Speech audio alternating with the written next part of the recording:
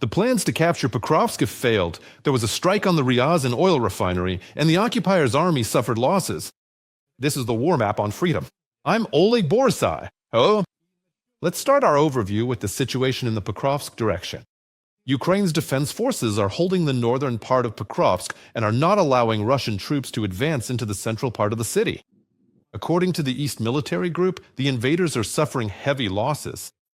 Ukrainian soldiers also reported that searches are ongoing in Pokrovsk. There's fierce fighting between Russian groups inside the urban area. In Myrnohrad, Ukrainian defenders are holding the line and eliminating Russian occupiers on the approaches to the city. Ukrainian fighters are also organizing new supply routes for two settlements to provide their units with everything they need and, if necessary, to quickly carry out evacuations. Right now, fighting continues in the areas of Hershine, Krasny Lyman, Rodinske, Mirnograd, and Kotlina. Let's move on and discuss the situation in the Kupyansk direction. Here, the Russians have overestimated their strength and are taking losses. The occupiers are once again claiming to have supposedly encircled Kupiansk and advanced on several sections of the front around the city. But this does not correspond to reality. The Ukrainian General Staff denies this. The head of the communications department of the Joint Forces Group, Viktor Trehubov, stated that the Russians tried to make reality fit their own claims, but only made things worse. In the northern districts of the city, the Russians are present, and they're being destroyed by Ukrainian drones and countermeasures, the spokesperson noted. Currently, fighting is being recorded in the areas of the settlements of Petropavlivka, Pishchina, and Kolesnikivka. The defense forces are successfully repelling attacks by the Russian occupiers. Let's move on and talk about the situation in the Vovchansk direction. According to the General Staff of the Armed Forces of Ukraine, the Russians have made some advances here, but they are unable to gain a foothold, as the city is practically destroyed. Ukrainian drone operators are actively working here, successfully eliminating the enemy. It should be noted that there are more Russians in this direction in terms of numbers. The General Staff of the Armed Forces of Ukraine also added that the occupiers continue their tactic of local assaults, ignoring heavy losses. Among their personnel, fighting's currently being recorded in the area of the settlements of Sinalnikov, Izbitska, and Kolodezne. Next, let's talk in more detail about deep strikes. For the third time this month, and the 9th time since the beginning of the year, Ukrainian drones have attacked the Rosneft oil refinery in Ryazan. Importantly, the refinery is located more than 500 kilometers from the Ukrainian border. The plant's design capacity is 17 million tons of oil per year. It is one of the largest in Russia. According to monitoring resources, the drone strike damaged its key installation. And we'll discuss this in more detail with Dmytro Snegirev, a military and political analyst. Dmytro, hello. What losses does Russia suffer as a result of such attacks on oil refineries?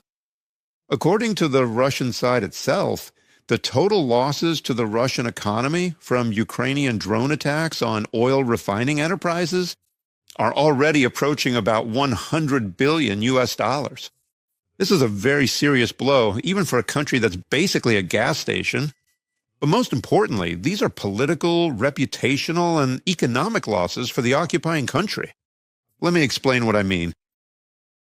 The gas station country is being forced at the government level to make unprecedented decisions about temporarily banning the export of fuel and lubricants. We're talking about gasoline and diesel fuel, and at the same time, they're being forced to import gasoline and diesel fuel from the territory of the Republic of Belarus and Kazakhstan. So, in effect, the Russian Federation is admitting that despite its enormous natural resources, namely oil and gas, it is actually being forced to compensate for the shortfall. Specifically, those losses from Ukrainian strikes are being covered through imports. And considering that the Russian economy is experiencing quite serious problems, this puts enormous pressure on the Russian budget. Let me remind you, dear viewers, according to Russian economists, the expenditure side of the Russian budget, as early as 2026, will increase by 4%. These are massive economic losses. And what's more, notice, the strikes happen constantly, every month. In fact, each month surpasses the previous one in both the number of affected refineries and, accordingly, the amount of Ukrainian strike assets used. And these are no longer just Ukrainian drones. Ukrainian ballistic missiles have come into play as well. And since the new year, Ukrainian developers are saying that Ukrainian developers may not be able to operate after the new year. There is already talk about the possibility of striking Russian territory with Ukrainian ballistic missiles with a range of up to 800 kilometers. And that means new refineries will be burning brightly. Let me emphasize, this is far from the first time Ukrainian drones have covered such distances and successfully attacked targets in the Russian Federation. So where is the Russian air defense? There's practically no Russian air defense. Moreover, it's worth noting that to cover key sites in Moscow and the Moscow region, they're even redeploying air defense systems from the Arctic region. Remarkably, they haven't even bothered to change the camouflage. This is very telling.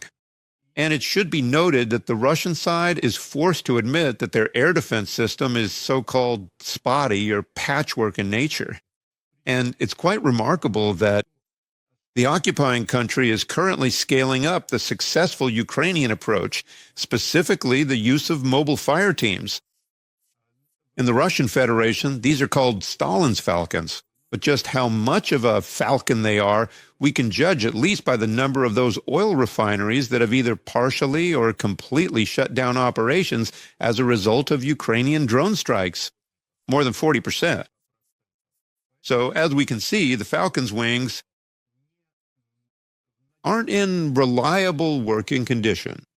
And to sum up the situation with air defense, it's worth noting yet another rather remarkable fact. This is the redeployment of S-400 and S-300 surface-to-air missile systems from the Leningrad region. In other words, moving the coverage of NATO borders directly into the combat zone and the Moscow region. That's the priority. This is evidence that there aren't enough air defense systems.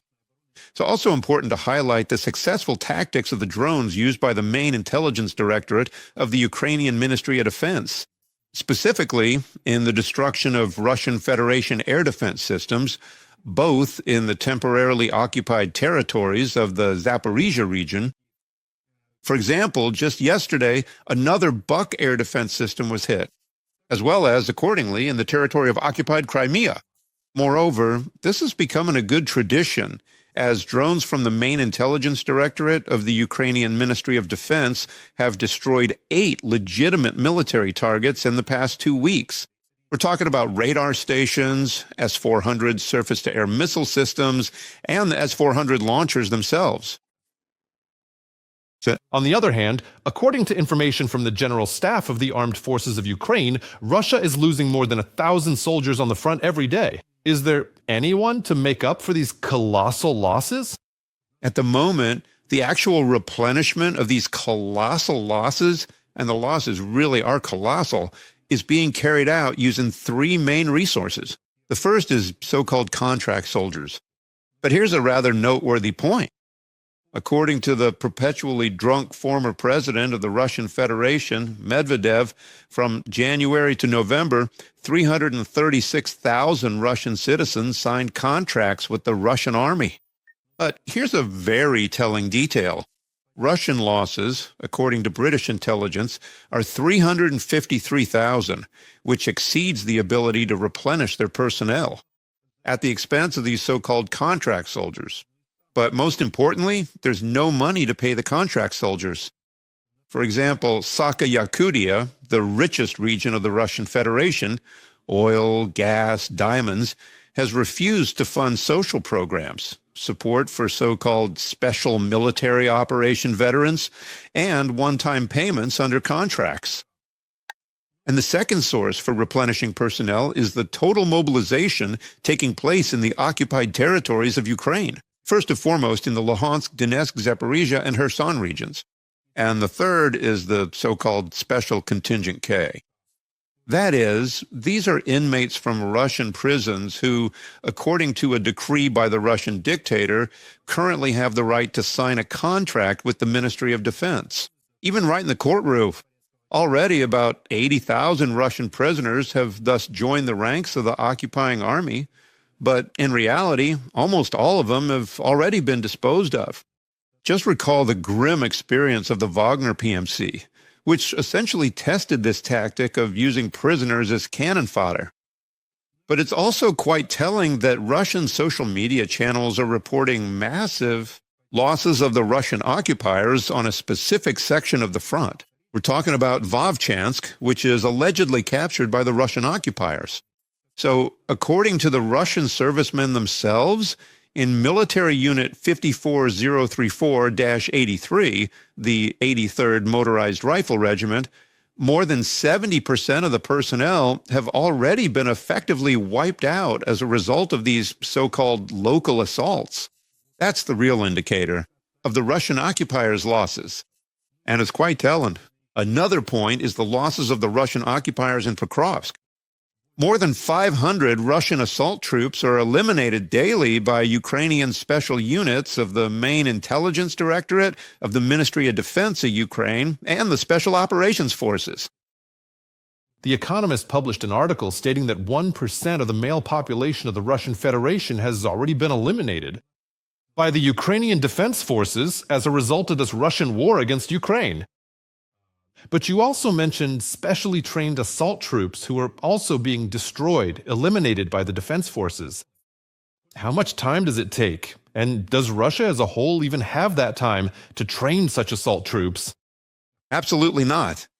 Let's take another look at Russian social media channels. They report that people who have signed a contract are already directly involved. They're being sent to the front lines and engaged in combat after just 2 weeks. The training period for a so-called assault trooper is 12 days. In other words, it's impossible to properly train someone in such a short time. And this is evidence that the Russian Federation is basically using World War II tactics, specifically what's known as Zhukov-style tactics. Women will give birth to more. But as we can see, even Russian women's ability to give birth, cannon fodder, is quite limited. Over 1 million personnel losses. Moreover, the problems with replenishing their ranks are already raising concerns among the political leadership of the Russian Federation, which points to serious issues with recruiting new personnel and the unwillingness of most Russians to die on Ukrainian soil. For some very vague ideas of the so-called Russian world. Dmitry, thank you so much for taking the time to join us on air. Dmytro Snegirev, military and political analyst, was with us live in this studio. Subscribe to UATV English and stay updated on the most important events, top news from Ukraine and all over the world, in-depth analysis, exclusive reports and interviews, all on hand in our channel. Join our community of viewers and stay tuned.